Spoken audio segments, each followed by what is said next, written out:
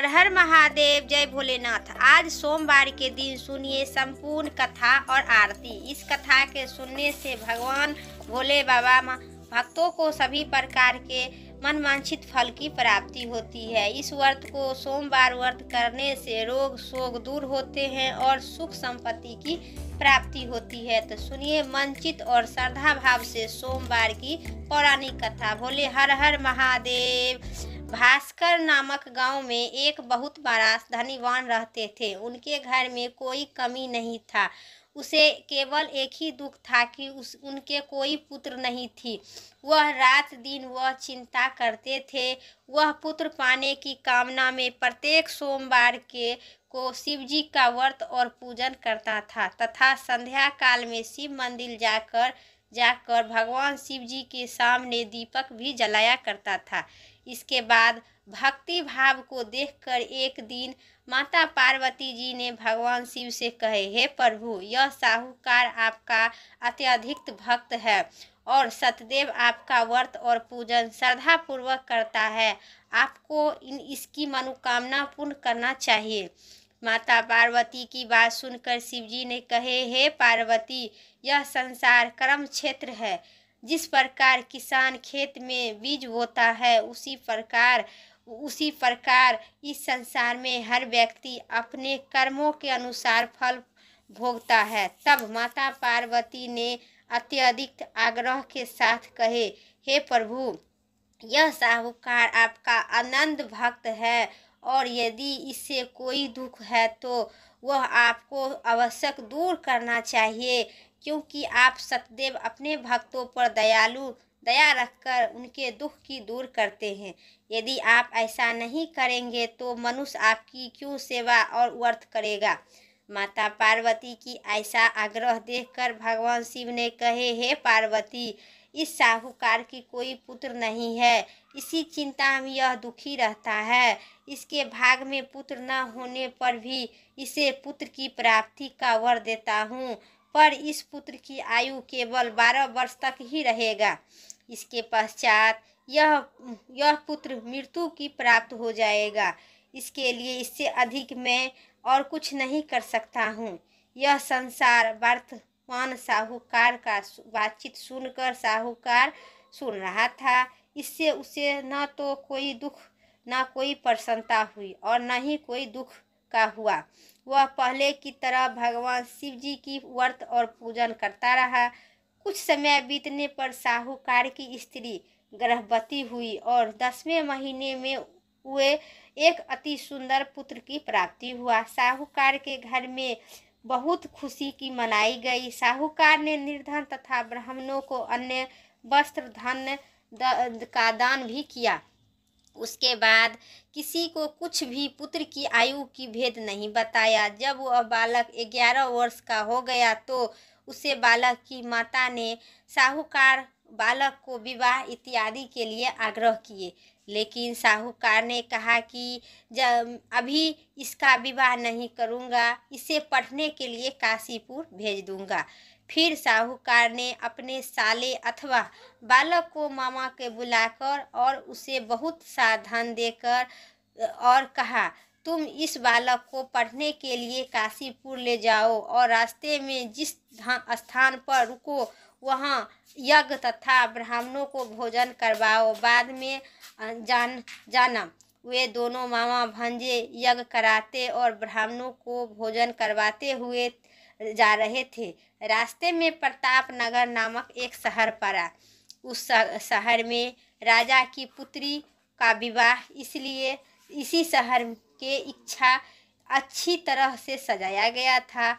दूसरे राजा का लड़का जो राजकुमार के विवाह के लिए बारात लेकर आया था, वह एक आंख से अकनाह था। उसका पिता इस बात में बहुत चिंतित था कि कहीं वर को देखकर कन्या के माता पिता विवाह का इनकार न कर दे।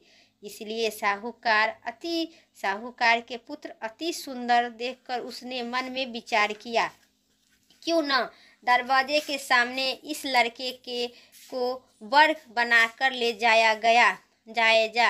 ऐसा मन में विचार करके वर के पिता ने पिता ने उस लड़के और उसके मामा से बात की तो वे दोनों तैयार हो गए। फिर उस लड़के को दूल्हे के कपड़े पहनाकर तथा घोड़ी पर चढ़ाकर दरवाजे पर ले गया और सारा कार्य संपन्न हो गया, पूरा हो गया। फिर वर के पिता ने सोच लिया कि विवाह कार्य भी इसी लड़के के से करा दिया जाए तो ऐसा सोचकर उसने लड़के और उनके मामा से कहा, यदि आप फेरे और कन्यादान के काम को भी पूरा कर दे तो आपकी बड़ी ही कृपा होगी। उन्होंने स्वीकार कर लिए और विवाह कार्य भी अच्छी तरह संपन्न हो गया। परंतु जाते समय लड़के ने राजकुमारी की चुंदरी के पल्ले पर लिख दिया कि तुम्हारा विवाह तो मेरे साथ हुआ है, लेकिन जिस राजकुमार के साथ तुम्हें भेजा जाएगा वह एक आंख से कना है। मैं काशीपुर पढ़ने जा रही हूँ। लड़के के जाने के बाद उस राजकुमारी ने अपनी चुंदरी पर ऐसा लिखा हुआ पाया तो उन्होंने राजकुमार के साथ जाने से इनकार कर दिए और कहे कि यह मेरा पति नहीं है, मेरा विवाह इसके साथ नहीं हुआ है, मेरा पति तो काशीपुर पढ़ने गई है। राजकुमारी के माता पिता भी अपनी पुत्री को विदा नहीं किए और बारात खाली हाथ लौट गया। उधर साहूकार का लड़का और उनका मामा काशीपुर पहुंच गए। वहां जाकर उन्होंने यज्ञ कराना और लड़के ने पढ़ना शुरू कर दिया। जब लड़के की आयु 12 वर्ष की हो गई तो उनकी मृत्यु का दिन सामने आ गया। लड़के ने मामा को इस बारे में कुछ भी नहीं पता था। उस दिन उन्होंने यज्ञ का आयोजन किए और किया हुआ था कि लड़के को अपने मामा से कहा, मामा जी आज मेरी तबीयत कुछ ठीक नहीं लग रहा है।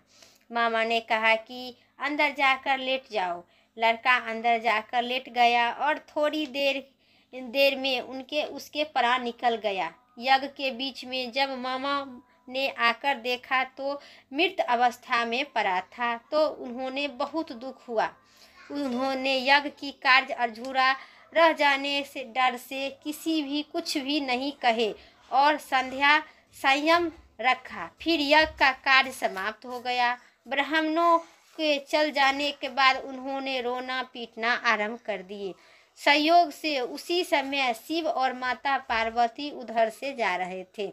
उन्होंने जोर जोर से रोने की आवाज सुनी तो माता पार्वती ने भगवान शंकर से कहे, प्रभु कोई दुखियारा रो रहा है, उसके कष्ट को दूर कर दीजिए। तब जब शिव पार्वती ने उनके सामने जाकर देखा तो वह लड़का मृत पड़ा था। पार्वती जी बोली, प्रभु यह तो ज्वालापुर नगर के साहूकार का लड़का है जो आपके वरदान से उत्पन्न हुआ था। शिव जी ने बोले, हाँ पार्वती, इसकी आयु इतना ही थी और आयु पूरा हो जाने के कारण यह मर गया। तब माता पार्वती ने कहे, हे प्रभु आप इस बालक को आयु और बढ़ा दीजिए, नहीं तो इसके माता पिता तरफ के मर जाएंगे। माता पार्वती बार बार आग्रह करने पर भगवान शिव ने उनको जीवित कर दिए और शिव जी की कृपा से लड़का ओम नमः शिवाय कहते हुआ उठकर गया। भगवान शिव और माता पार्वती फिर कैलाश को चल गए। तब से लड़का और उनका मामा उसी प्रकार यज्ञ करते तथा ब्राह्मणों को भोजन करवाते हुए अपने घर की ओर चल दिए। रास्ते में फिर प्रताप नगर पहुँचे और वहां पर आकर उन्होंने यज्ञ आरंभ कर दिया।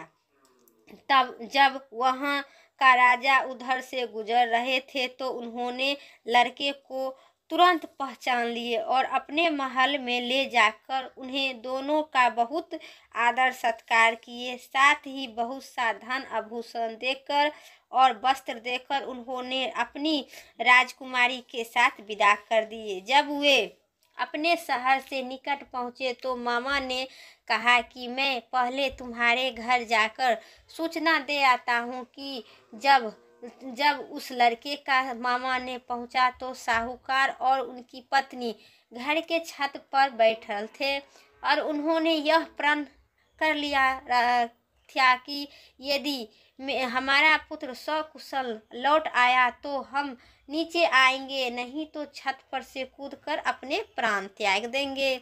इतना ही में उस लड़के का मामा ने आकर बताया कि आपका पुत्र सकुशल वापस आ रहा है, तो उनकी विश्वास नहीं हुई। तब मामा ने शपथ पूर्वक कहा कि आपका पुत्र अपनी स्त्री के साथ आ रहा है। तो सेठ अपनी पत्नी और संग संबंधित के साथ नगर द्वार तक आया और आनंद के साथ उनका स्वागत कर उन्हें अपने घर ले आए। वे बड़ी ही प्रसन्नता के साथ रहने लगे। इसी प्रकार जो व्यक्ति सोमवार का व्रत करेगा, भगवान शंकर, माता पार्वती का पूजन करता है अथवा उसे कथा का पढ़ता है एवं सुनता है, उनके सारे दुख दूर होते हैं और उनकी समस्त मनोकामना पूर्ण होती है। बोलिए माता पार्वती भोले बाबा की जय। अब सुनिए आरती। जय शिव ओमकारा, ओम जय शिव ओमकारा, ब्रह्मा विष्णु सदा शिव अर्धांगी धारा। जय शिव ओमकारा, एकानंद चतुरानंद पंचानंद राजे हो बाबा, पंचानंद राजे। हंसासन गरुड़ासन विषवाहन छाजे।